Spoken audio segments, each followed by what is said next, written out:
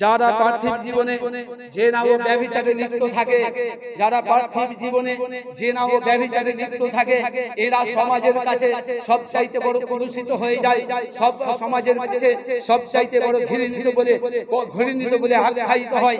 সমাজের লোকে ঘৃণা নজরে দেখে, সমাজের লোক তাকে খারাপ দৃষ্টিতে দেখে, সমাজের লোক তাকে স্বীকৃতি দেয় না, সমাজের লোক তাকে ভালোবাসে না।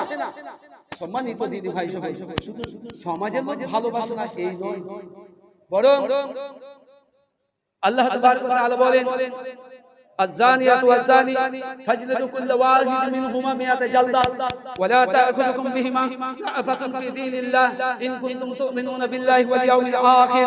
আল্লাহ তাবারক ওয়া তাআলা তিনি এইভাবে বলেন والزانية والزاني فاجلدوا كل واحد منهما, জিনাকার যে ছেলেটা জিনা করেছে, যেই মহিলাটা জিনা করেছে, জিনাকার এবং জিনাকারিনী এদের উভয়ের শাস্তি আল্লাহ তাবারক ওয়া তাআলা নির্ধারণ করে দিয়েছেন। الزانية والزاني فاجلدوا كل واحد منهما, আল্লাহ তাবারক ওয়া তাআলা বলেন জিনাকার পুরুষ এবং জিনাকারিনী মহিলা দুজনের শাস্তি হচ্ছে 100 বেত্রাঘাত, তাকে পিটাই করতে হবে, 100 ডান্ডা তাকে পিটাই করতে হবে, যেন যতটা তার ক্ষমতা আছে, যতটা তার শক্তি আছে, তাকে সেই শক্তি দিয়ে 100 বেত্রাঘাত তাকে করতে হবে। এটা হচ্ছে দ্বীন ইসলামের বিধান, এটা হচ্ছে কোরআনের বিধান, এটা হচ্ছে হাদিসের বিধান, এটা হচ্ছে আল্লাহর বিধান, এটা হচ্ছে রাসূলের বিধান। আপনি বলছেন মৌলভী সাহেব এটা ভারতবর্ষ, মৌলভী সাহেব এটা ভারতবর্ষ, এখানে যদি আপনি আপনার শক্তি দিয়ে বেত্রাঘাত করেন, আপনি যদি 100 কোড়া যদি ওই জিনাকার পুরুষ এবং জিনাকারিনী মহিলাকে বেত্রাঘাত করেন, 100 লাঠি যদি পিটাই করেন, তাহলে সেই মহিলা, সেই জিনাকার পুরুষ এবং সেই জিনাকারিনী মহিলা তারা হয়তো বাঁচবে না। জি আমিও জানি বাঁচবে না, হয়তো বা বাঁচবে না, বাঁচবে না বাঁচবে সেটা ভিন্ন ব্যাপার। কোরআনের বিধান হচ্ছে, কোরআনের আইন হচ্ছে, কোরআনের শাসন ব্যবস্থা হচ্ছে, ইসলামের শাসন ব্যবস্থা হচ্ছে জিনাকার পুরুষ এবং জিনাকারিনী মহিলা এদের উভয়কে 100 কোড়া বেত্রাঘাত মারতে হবে।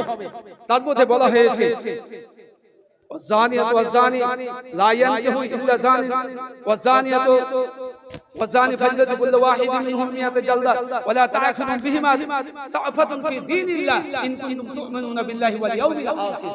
এখানে আরো কিছু শব্দ ব্যবহার করা হয়েছে, মুমিনদেরকে আরো কিছু শব্দ দেওয়া হয়েছে, হচ্ছে এই যে যখন কোন জিনাকার পুরুষ এবং জিনাকারিনী মহিলাকে 100 বেত্রাঘাত করবে, ডান্ডা পিটাই করবে, যেন তাদের অন্তরে রাফাতুন ফি দীনিল্লাহ ইন কুনতুম তুমিনুনা বিল্লাহি ওয়াল ইয়াউমিল আখির ওয়াল ইয়াশহাদ আযাবাহুমা।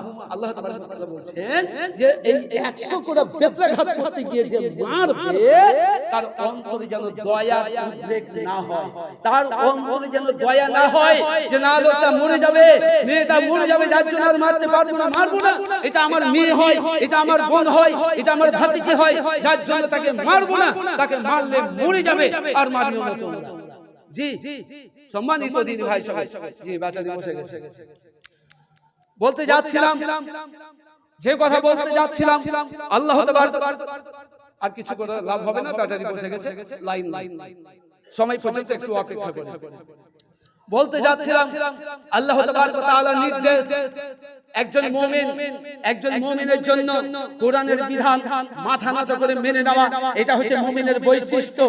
মাথা কোরআনের বিধান, হাদিসের বিধান, আল্লাহর বিধান, রাসূলের বিধান, এটা মেনে নেওয়া একজন মুমিনের বৈশিষ্ট্য, একজন মুমিনের কর্তব্য, একজন ঈমানদার পুরুষ এবং একজন ঈমানদারিনী মহিলা এটা বৈশিষ্ট্য যে কোরআনের বিধান, হাদিসের বিধান, আল্লাহ এবং তার রাসূল সাল্লাল্লাহু আলাইহি সাল্লামের বিধিবিধানকে মাথা নত করে মেনে নেওয়া। জি মুফতি সাহেব, এখন যদি 100 কোড়া বেত্রাঘাত করতে গিয়ে মেয়েটা মরে যায়, তো এর রিস্ক কে নেবে? জি এর রিস্ক কে নেবে? এটা ভারতবর্ষ, এটা ভারতের সংবিধান, এটা ভারতবর্ষ, এটা ভারতের সংবিধান। এখানে কারো উপরে এতটা জোর করে তার উপরে বিধান কায়েম করা যাবে না, যেহেতু এটা ইসলামী রাষ্ট্র নয়, ইসলামী শাসন ব্যবস্থা নেই, ইসলামী কানুন নয়। যে লাভ হবে বসে গেছে। তো বলতে যাচ্ছিলাম যে এটা ইসলামী শাসন ব্যবস্থা নয়, যার জন্য এই নিয়ম, এই সিস্টেম, এই বিধান কায়েম করা সম্ভব নয়, এটা কায়েম করা যাবে না, এই কথা বলা একজন মুসলিমের জন্য প্রযোজ্য নয়। জি, ওই মহিলাকে অপরাধ মুক্ত করার জন্য, ওই মহিলাকে অপরাধ মুক্ত করার জন্য যদি তার জীবনটাও চলে যায়, এই অবস্থায় যদি সেই মহিলা, সেই ছেলেটা যদি মারা যায়, তবে নিশ্চয়ই তাদের পূর্বের সমস্ত গুনাহ আল্লাহ তাবারক ওয়া তাআলা মাফ করে দেবেন।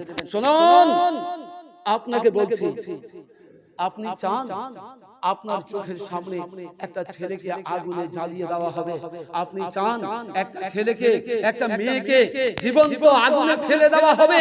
আপনি বরদাস্ত করতে পারবেন? যদি এটা বরদাস্ত করতে না পারেন, আপনার মেয়ে জিনা করার কারণে, আপনার মেয়ে ব্যভিচার করার কারণে আপনার মেয়েকে আল্লাহ তাবারক ওয়া তাআলা নিশ্চিত জাহান্নামে দেবেন, নিশ্চিত জাহান্নামে দেবেন, নিশ্চিত জাহান্নামে দেবেন, যদি তওবা করে না যেতে পারে।